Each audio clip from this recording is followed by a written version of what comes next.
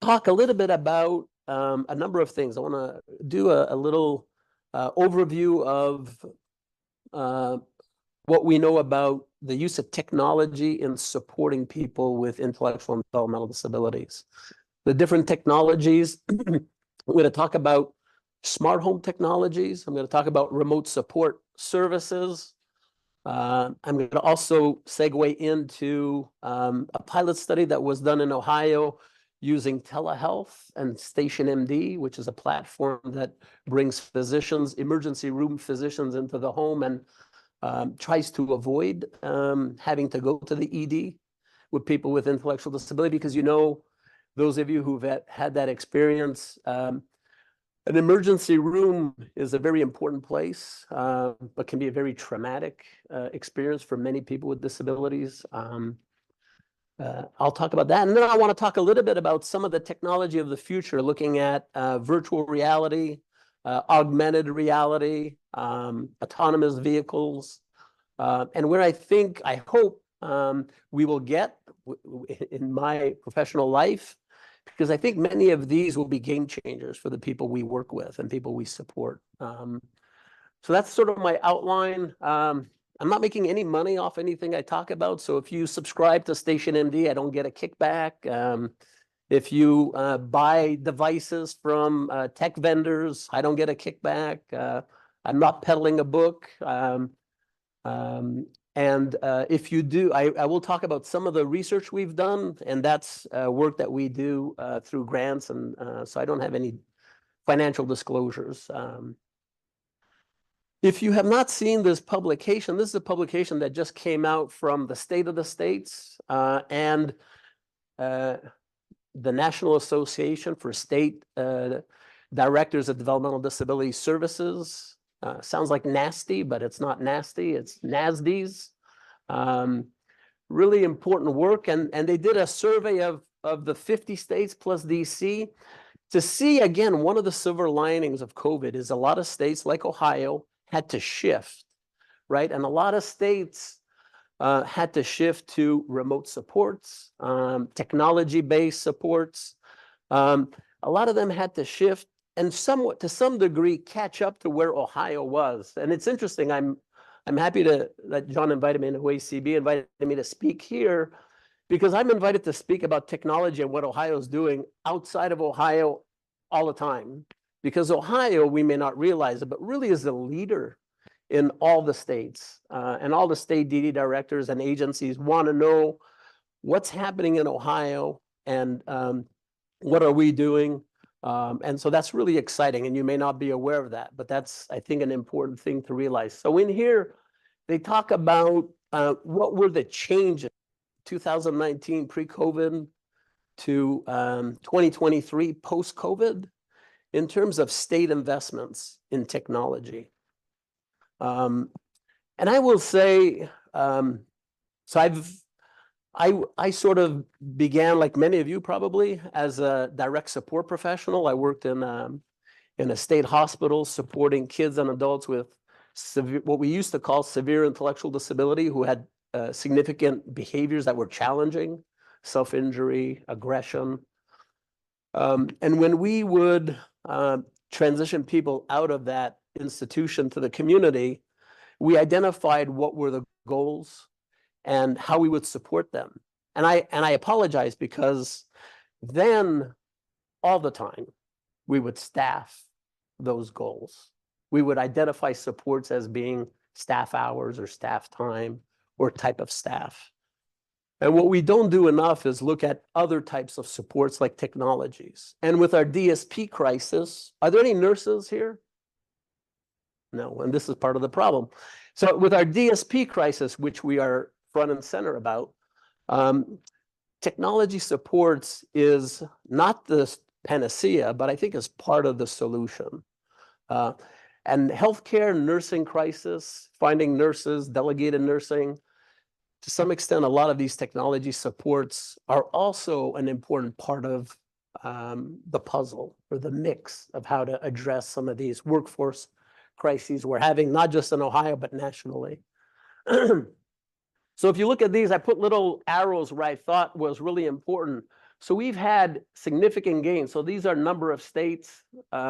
If you look at remote support, the number of states providing remote support after COVID doubled.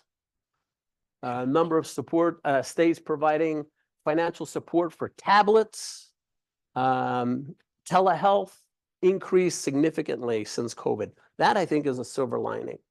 That is really a positive thing.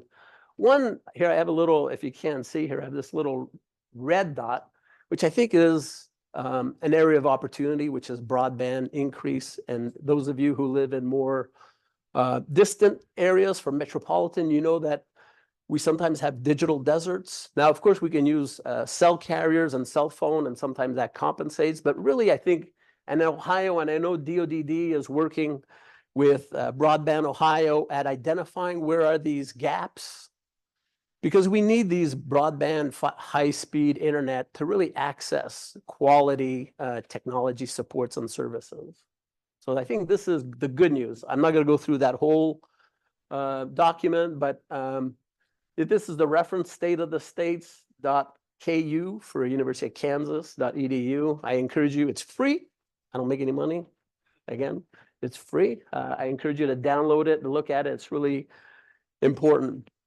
I want to start by, we have this one ISP, so I'm not originally from Ohio, so I can say, I can claim naivete. I was amazed when I learned that in Ohio we had like whatever it is, 88 counties and 98 ISPs.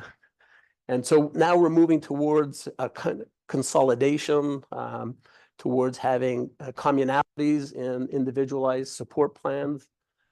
And I think it's important to realize that if we don't plan for it, it may not happen, right? So we really need to start with what some people used to call Peerpoint and others, the dream, right? What's the person's dream? What do they want to do? What would they like? And then put in place the supports. Another area where I think Ohio is really leading nationally across the state is around charting the life course. So DODD probably 7-8 years ago really invested in disseminating charting the life course, the framework and the tools. The Ohio Department of Ed has just embarked on that as well. So all the school districts will be looking at some of these tools. And I'm talking about simple things that make sense to you, but like this trajectory, right? And identifying what do you want for a good life, right? And that's what ISPs are all about, right? What do we want? What will help us? And then identifying what I want, but also what I don't want. And sometimes it's easier for people to think about what they don't want. And this is an example of Phil, what he wants. He'd like to have his own apartment. He'd like a beach vacation. He want to get a tattoo. This is a picture of him getting a tattoo. Check that box. And all these things. And then also, what don't you want? Like he was concerned about his health, at risk of diabetes, didn't want to be lonely, didn't want to live necessarily with other people. And then you start identifying, well, what do we need to do to get here? What do we need to do to avoid this? And the solution is not always staff, right? The solution is not always natural supports or paid supports in terms of people, but also looking at technology. And in the charting the life course, one of the tools that they talk about is this integrated star, which looks at paid supports, family, natural supports, community-based things, and technology. This could be low tech. It doesn't have to be high tech. And a lot of the technology I'm going to talk about today in terms of smart home technology and to some extent remote supports, a lot of it is off the shelf, right? You think of Alexa, 40, 50 bucks, iPad, 100 bucks, 200 bucks, smartphone. Who doesn't have a smartphone, right? Right. A lot of the people we support and work with all have smartphones. These are important technologies that can help bridge that gap and give us access to support. So this is sort of the framework I wanted to lay out because it's important to remember that technology is an important part of the solution to a good life. So all of these, and this is a quote that I like using, and many of you, has anybody here seen this quote before? Okay, so reference me when you use this quote because I like it. A A lot of people are referenced, but really we found this quote from a 1991. Some of you may not have been born then. 1991 IBM, and many of you who weren't born then might not know what IBM stands for anymore, because although it used to be a blue chip stock, I hope it's not in your portfolio anymore. This is what they said: for people without disabilities, technology makes life easy, right? You don't have to get up to change a channel. You use a remote. You don't have to get up to answer the door. You look at your phone. You don't have to get out of the house, start up your car in the winter. I'm from Montreal. We used to do that all the time, right? Remote starters, cars warm. All this technology makes life easy for us, people without disabilities. But for us with disabilities, sometimes these technologies make independent living possible. And that's critical. And 1991, so we're not talking about ChatGPT, right? We're not talking about anything fancy. Simple technology, low tech, a lot of high tech. So I want to go through a couple of things here. In the work that we've done, we've broken out in-home technologies around these 4 areas. Technologies that enhance personal autonomy, technologies that enhance health, remote support, so enhance in-home support with staff, and that could be, or people, and that could be family, caregiver, natural, paid, and then home safety. Home safety, as many of you know, is often the thing at the forefront of every parent or guardian's mind when the person wants to transition to independence. So I want to talk about some of these technologies. And I want to show you some examples, and hopefully this will translate well to the virtual attendees. Computer tablets are ubiquitous. We have these. Many of you may even be, checking Facebook now as I'm talking on your tablet. I know when I teach class, they're often doing that, and then they switch quickly to the slides when I walk around. Tablets can help because they're visual aids. They can be prompts. They can help with a schedule, a routine. People with autism, this is a great tool to use to teach them, have them use it. It can also help them engage with their environment, communicate with people. And it doesn't necessarily require a lot of sophistication. And Apple, one of their, I think, genius ideas was really developing technology that was accessible out of the box right away. That's always been one of their main preoccupations. And if it's accessible, and I have a slide here, you'll see, if it's accessible, if people with disabilities, and I'm talking about all kinds of disabilities, right? Age-related disabilities, physical disabilities, cognitive disabilities. If they can use it, probably chances are people without disabilities can use it, right? So that's sort of like the curb cut, right? I mean, I use the curb cut all the time with my bike, with those scooters on campus, so I don't wipe out. Used to with the baby carriage. Curb cuts benefit everybody. It's like universal design. So I want to show you an example. This is an example of somebody using a personal assistant device to control their environment. And I want to acknowledge anybody here from Coshocton and Knox County. Good. I swiped your videos. I like them. Thank you, Steve. These are great videos. So I think they're fantastic. They illustrate well. So this is a person who is getting up, interacts with an Alexa, and then there's a series of events that are pre-programmed to control his environment when he gets up in the morning that he finds helpful.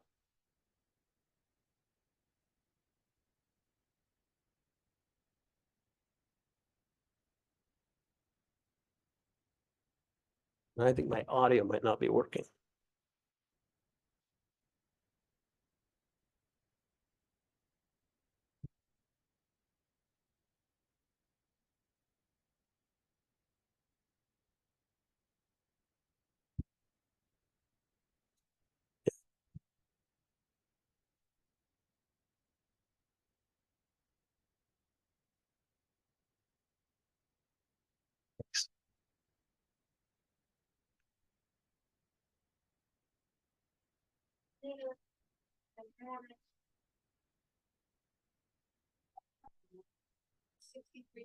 with mostly cloudy skies. Today's forecast has intermittent clouds with a high of 67 degrees and a low of 43 degrees.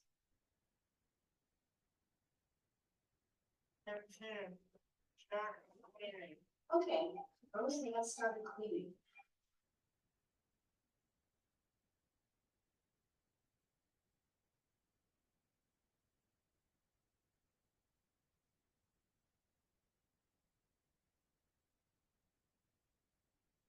None of this is proprietary. This is all out of off the shelf, very affordable technology. I know a number of county boards have smart homes where they can feature and showcase, and people, we have one at Ohio State at the Nice Hunger Center. And this is one device that we show a lot. It's a microwave, but it's not an expensive microwave. I think it's under $300, but it's connected to Alexa, and you can control it. You can pre-program it to cook a number of foods so that whoever wants to use the microwave can have a number of preset features, whether in this case it's bake a potato, it could be to make pasta, it could be to heat up lunch. I have a 20-year-old junior at Ohio State University. This is what she lives off, right? The microwave, ramen noodles, and whatnot. So this is a short video to illustrate that. Be able to control it with Alexa. So you can see there's a button right here that says Ask Alexa. So the microwave itself is paired to this Echo Plus over here. So I can do something like put a potato in there, which I've got, push the button and say, okay, one potato. And it's automatically controlled the microwave to the automatic mode for the potato. You can do this with popcorn, you can do this with meat frosting, you can. Don't do popcorn. Always starts a fire. But this is, again, simple programming, simple devices, which can really increase independence. You don't have to have a caregiver, a family member, a friend, a roommate present to help them read the instructions on how to cook. Whatever they like, you can pre-program it and just use verbal control. You don't have to understand a whole lot of sophistication. Mealtime, this is one of my favorites. So this is, again, the use of a simple tablet where the person calls up a recipe and gives them an auditory instruction of how to prepare the pasta. This is Rudy. I gave this presentation in Italy back in December, and I had to apologize profusely because it's a spaghetti sauce in a jar.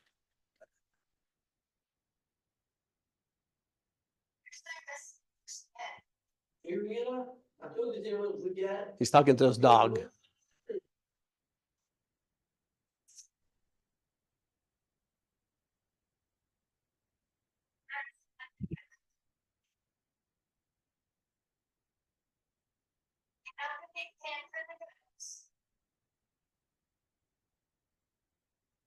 the sauce to the meat and mix it together.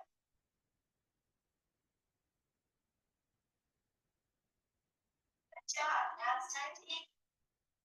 That's amazing.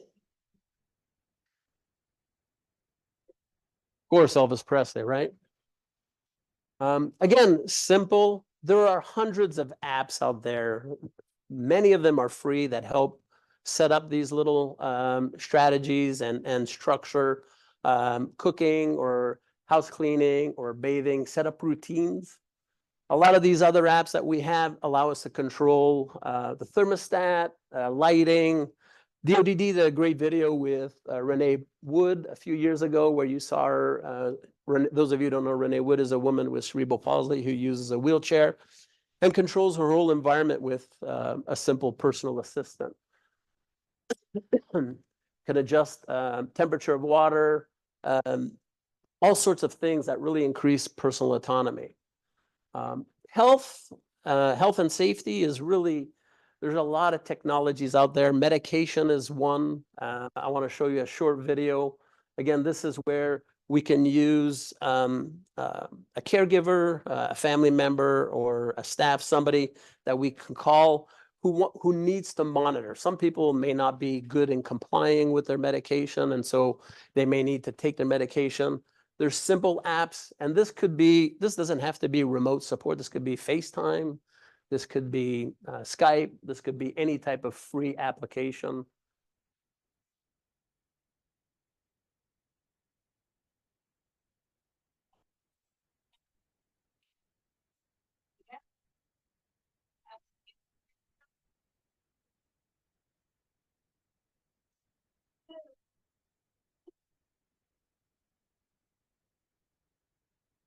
This next one is a Hero automated medication dispenser. Again, that could be placed in the home. When I worked in a group home back in Montreal, we used to have to monitor medication dispensation. We had to make sure that they were taking the right meds, and that would require staff sometimes 2 times a day, 3 times a day to be present.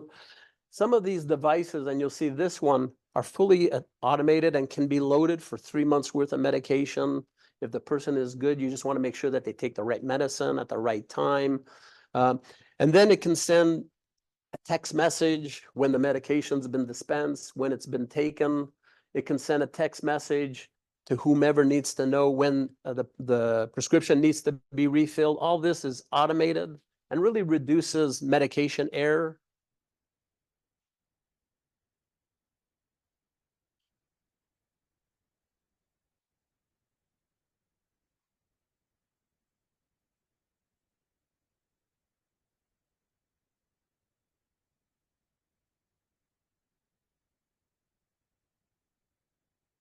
A little visual for the visual people.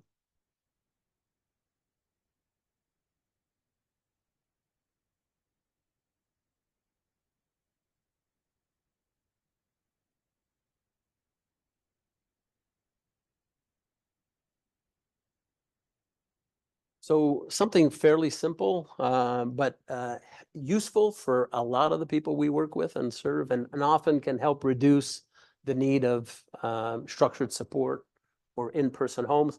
Wearable devices, there's a lot of devices now, smartwatches, that will measure a bunch of features that are really helpful, can help inform in terms of movement. We have bed sensors that can help give us information about sleep quality or seizure activity.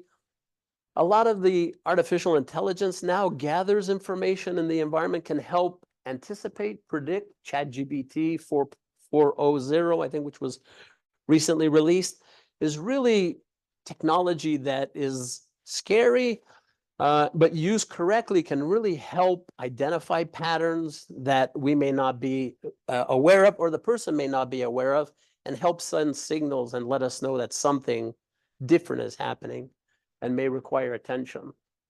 Remote support, many of you may be familiar with this. Ohio, again, we were one of the leaders we've been doing remote support services, or what used to be called remote monitoring, for more than a decade.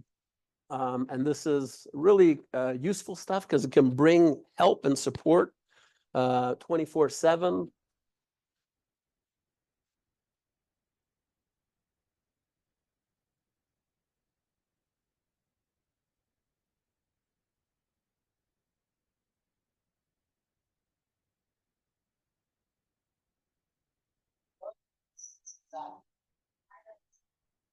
Just getting home?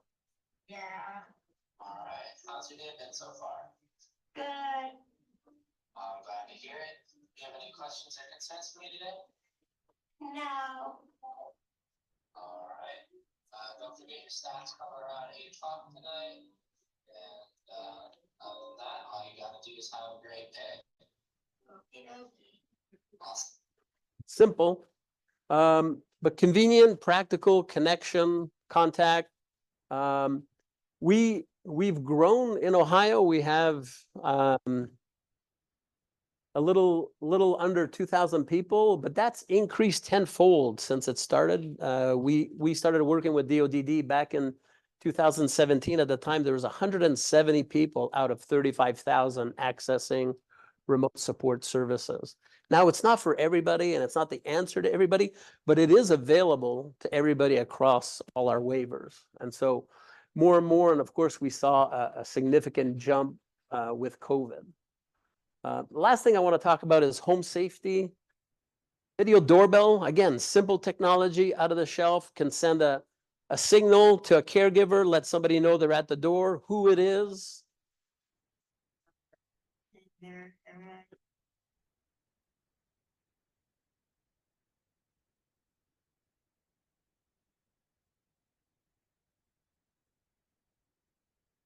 And then with digital locks, the person can either open the door or not open the door, or call a caregiver and say, I don't know who this is. The caregiver could look at the app and say, oh, it's, I don't know, it's the electrician. They're coming to fix the outlet. These devices are really critical because you can either punch in a code. How many times have people you work with lose their keys? No keys here. They forget the code. You can program it so that it syncs with their iPhone, unlocks the door, locks the door automatically after a set period of time when they leave. Great simple technology for safety, door sensors, simple technology that lets us know who's coming, who's going. Eye guard shut off. That is really amazing technology, again, that allows to shut off the stove and the oven when the person is not attending to it. Or we can have if this, then that, where the stove is shut off if the person, the sensor in the bed is triggered and the person evidently has gone to bed or taken a nap, but the stove is still on. So these are simple technologies available to all. Video cameras, not used in all cases, but can be helpful to monitor often entrances and exits, generally not used in private areas or personal space. Again, a lot of these technologies, we've been interacting with the aging community, the Dodd Hall, the spinal cord, brain injury people.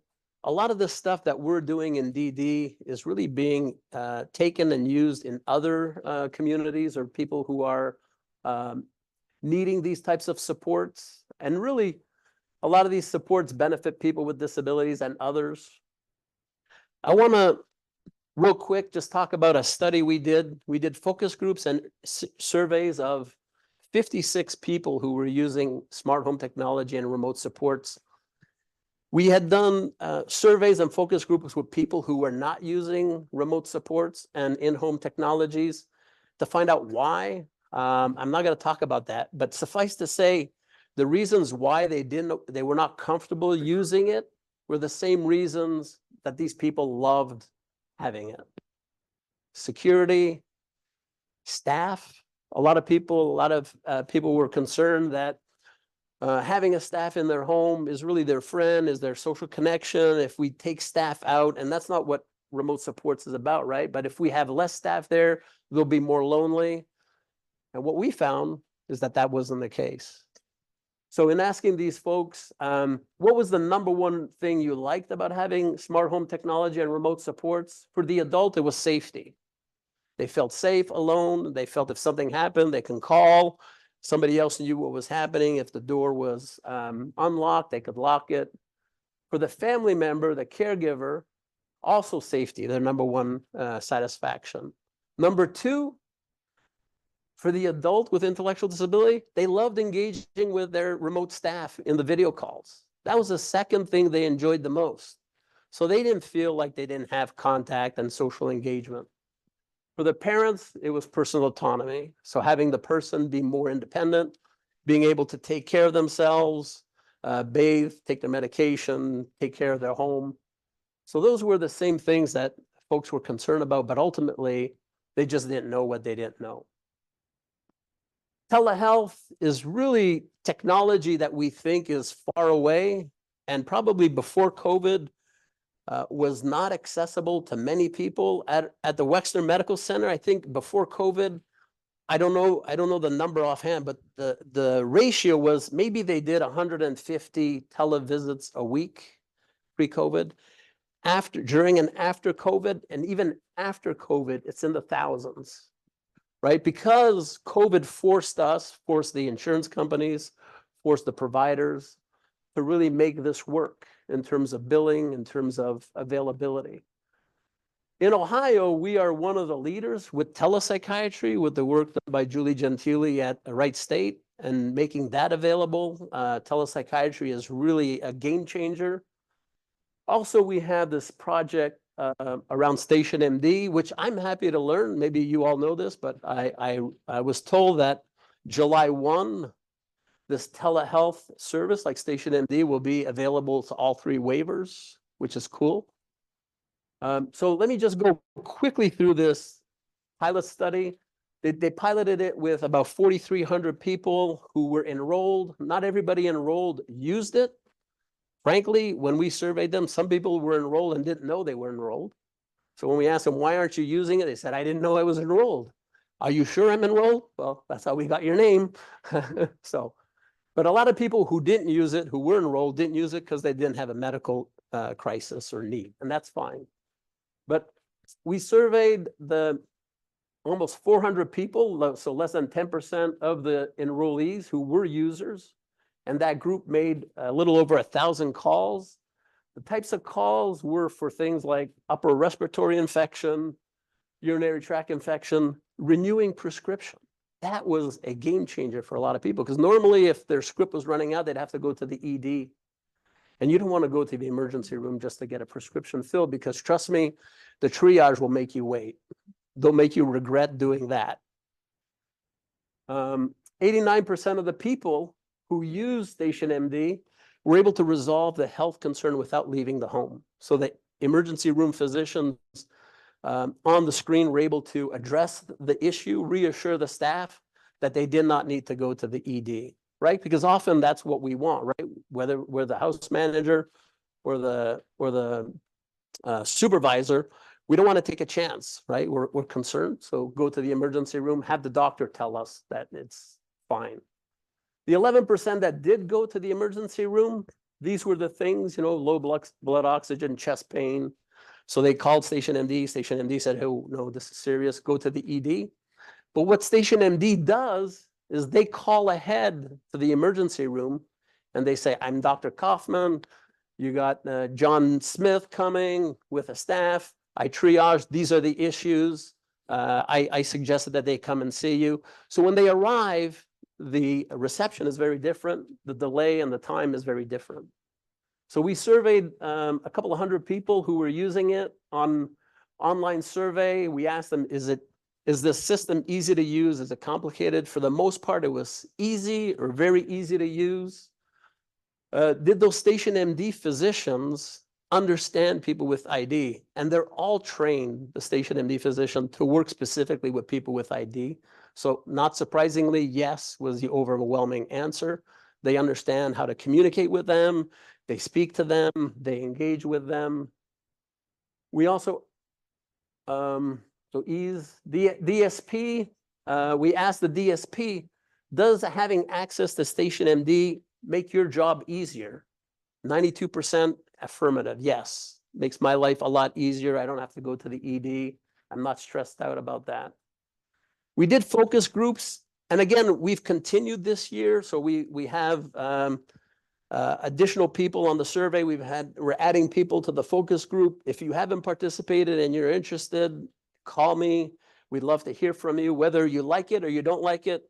We start the focus groups by saying, we're not Station MD, we're not DODD. We're asked to evaluate what your experience has been, you know, as a provider agency, as a county board, good, bad, or ugly. It doesn't matter to us. We just want to know. So we asked these, we had 3 different focus groups so far, 14 different leaders in the field, professionals. These are some of the things they told us: peace of mind.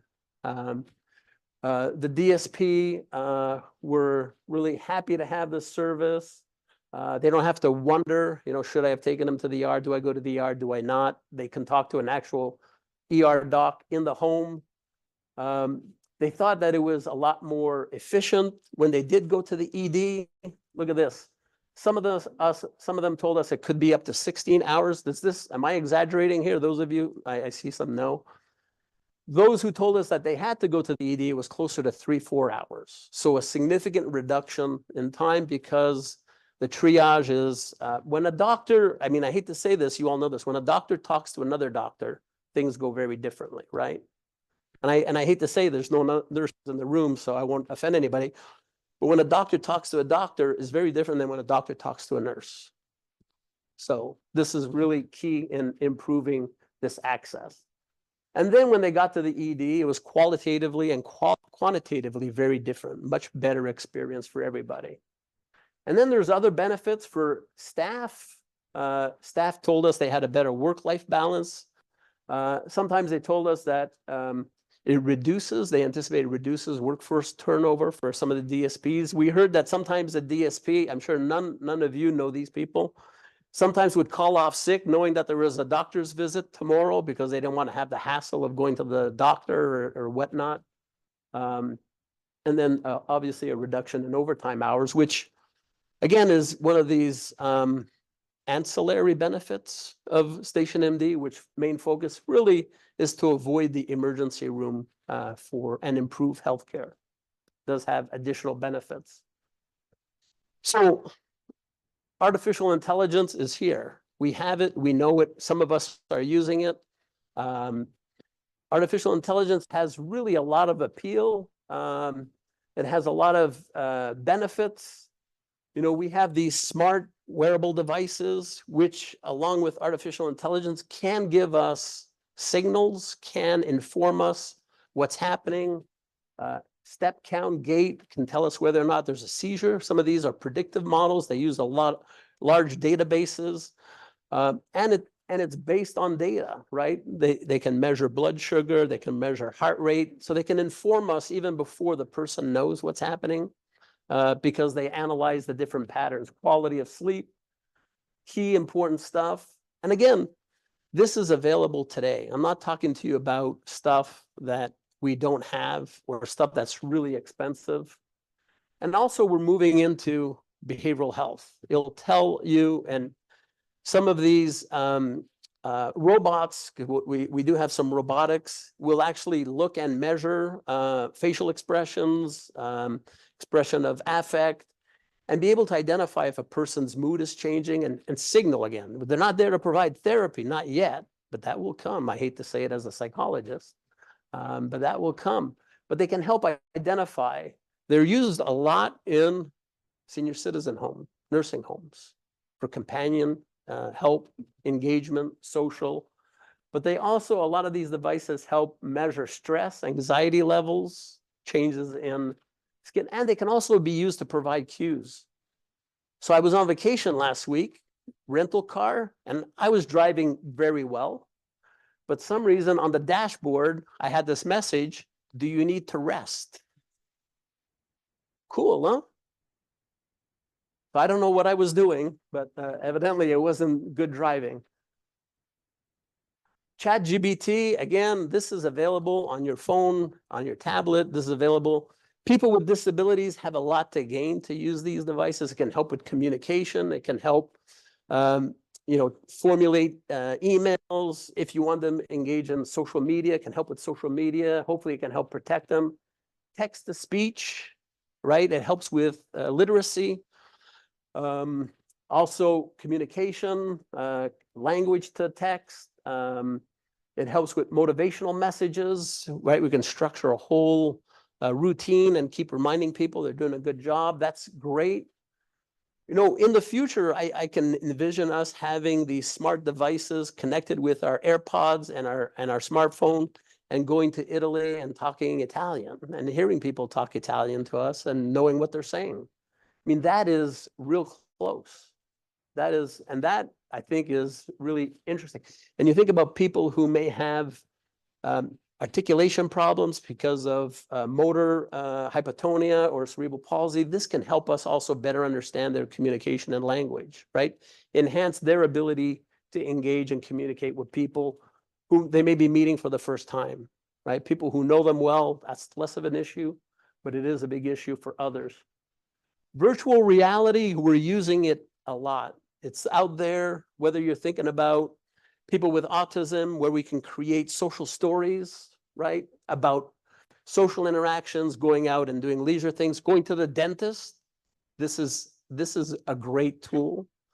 Going to work, understanding new jobs, how to do a new task, how to, if your job next week's going to be putting bottles into crates and then stacking the crates, we could do the whole thing through virtual reality and make sure that the person experiences success at work.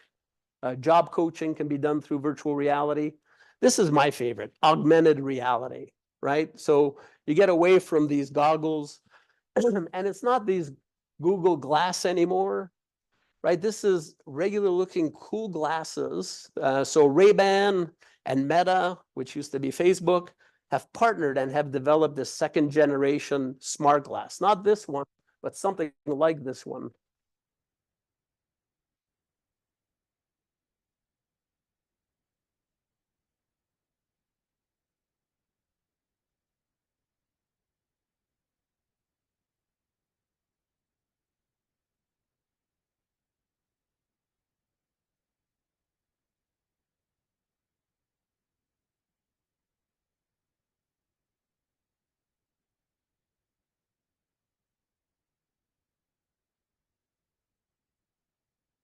They have speakers embedded in the earpiece so they can talk, you can engage, you can query, you can use ChatGPT, find out what's happening. You don't know what to do, you can get that information seamlessly.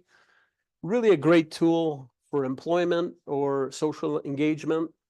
Robotics, if you've had any type of surgery, men, prostate surgery, or other types of surgery, a lot of surgical units, ORs, are using robots to do some of these. Not that the surgeons aren't good, but this is very fine surgery. Robots are restaurants. Do you have a restaurant near? We have a couple here in Columbus that have robots. They're not very sophisticated. You know, you order your food, then somebody puts the food on the tray, and then they come to your table. But social engagement, some of them are becoming more and more sophisticated in terms of robotics. Transfer, these robots are capable of lifting heavy weights safely, can transfer people from bed to their chair or from their chair to a bed.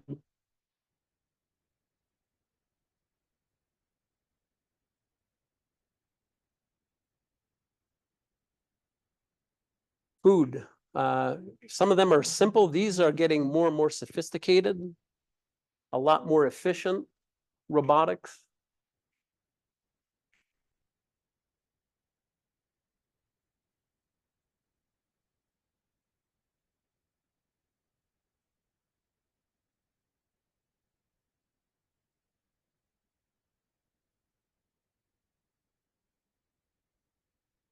And this is, I think, I want to finish with this. I think this is the sort of the game changer for all of us, right? I know we could use Uber or we could use taxi cabs in urban areas like Coda. We have Coda transportation. They're always late. They're not always available. They're not always predictable. They're not necessarily polite with the people that they're picking up. Not that people don't want to be socially engaged, but there's a lot of smart autonomous vehicles. If you go to San Francisco, anybody been to San Francisco? There are hundreds around. So you may have seen these. For some reason, I think, well, for many smart reasons, a lot of these companies have focused their piloting in San Francisco because of the terrain, because of the environment, and also doing it in one city, they can map it out. Now, has anybody heard that somebody was killed or injured or a Tesla drove under a semi and, it's the thing that we hear on the news? Yeah, that does happen. But did you know that 93% of accidents, and there are 5 million accidents a year, there are 50,000 people die every year. 93% of those car accidents are because of human inattention, distractibility, error. And I'm not saying that computers are the answer, but many of you may already have, right? Tech, in-lane guidance, you got a little light that lights up because somebody's in your blind spot. Again, that's technology that makes our driving safer, makes our experience better. We got this thing that tells you need to take a nap, drive off and take a nap because I don't know what you're doing, but you're not paying attention. And these are technologies that can help because a lot of people with disabilities, according to the national data, 35 to 40% people with intellectual disability have a driver's license or a learner's permit. And these cars can become safer for everybody, but also for people with disabilities, making it more accessible. In this case, height was. Okay, so now all the big players are on. So these devices, these technologies really make driving and using vehicles safer, but also make autonomous vehicles safer. Yes, there are still accidents. They're far from perfect. Many of you may not be comfortable driving in an autonomous vehicle, and 74% of Americans are not. They don't think that autonomous vehicles are safer than them, but trust me, I wouldn't want to drive behind them probably, nor would you, right? Hopefully, autonomous vehicles won't engage in road rage, won't engage in mean-spirited driving. So I think it's, again, these technologies make your life and my life, people without disabilities, easier, but also make transportation easier for people with disabilities. It makes, especially rural areas, and I don't think we've figured it out yet, right? Are they perfectly safe? Who's going to have an autonomous vehicle? A family's not going to buy it. Maybe agencies will, maybe counties will, and make these autonomous vehicles available so that they can go from home to work or home to the medical center to see their doctor, or home to their mom's house for Easter or Passover or whatever. But these autonomous vehicles are really getting close. We're not there yet, but I think they will be the game changer.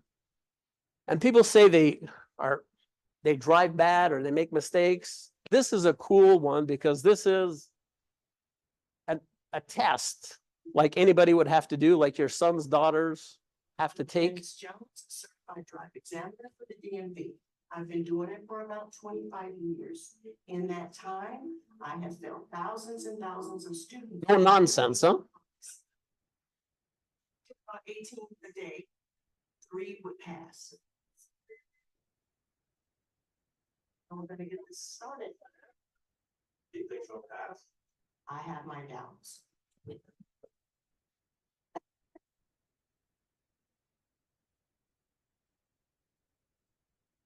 It's gonna be the same criteria, just like testing a human. Will we monitor the speed? Are you going too fast, too slow?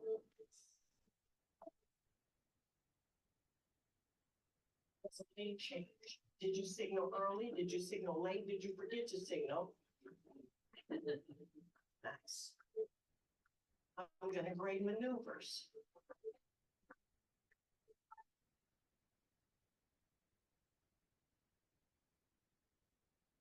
Making a complete stop.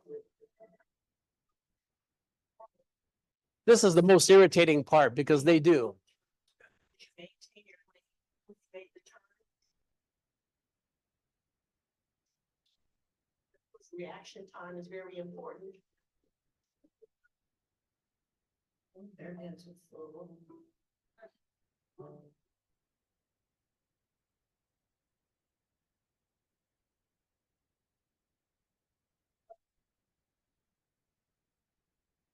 Surprisingly, it was a perfect score. Oh my God.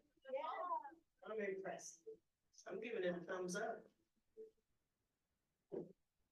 So autonomous vehicles, I don't think they're here yet, but I think they will be the game changer for the people we support and our parents and our grandparents and you and me maybe one day, because they will allow transportation, which we know is one of the biggest barriers for people with disabilities, right? To employment, to independent living, to hanging out with their friends, to visiting family, to doing whatever they want. Transportation is one of the key barriers. I want to end on a pitch. So this is a partnership between AT Ohio, DODD, and Nisonger. If you haven't been to the Tech Summit, come. It's always a great place. We'll have some cool presentations, many of them we have a keynote from out of town, but then the rest of it is Ohio stuff. And we're doing a study on remote supports. I have flyers up here. If you're working with people with remote supports, we want to know what is the outcome. We're trying to see if people who use remote support services compared to people like them who don't use remote support services, are they feeling more lonely? Are they feeling more independent? Are they happier or not? What's working? What's not working? Thank you.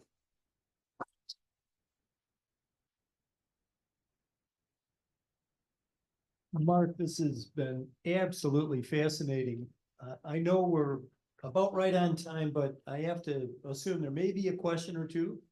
Anything on people's minds, comments, all kinds of applications. Yeah. we'll And I'm take happy that. to stick around if you want to ask a question. Hi, Dr. Michelle Mobley, we just recently purchased a humanoid robot. And do you have any research? We're using the effort, the humanoid robot in an ICF. Do you have any research on how that's working or has worked in another ICF? You use a robot, the humanoid robot for what? For companionship? We use it for they read stories to our children because we have children that are bilingual. They actually can download Google Translate and sing to them Swahili, Arabic, Yeah. Spanish. So we've been able to serve a diverse population because of the humanoid robots. That's fantastic. Yes. So we don't have research, but I'm happy to share what we have. So there's a lot of applications in schools for robots, human-like or not, for reading stories, for engaging, and it's used again a lot in elder care.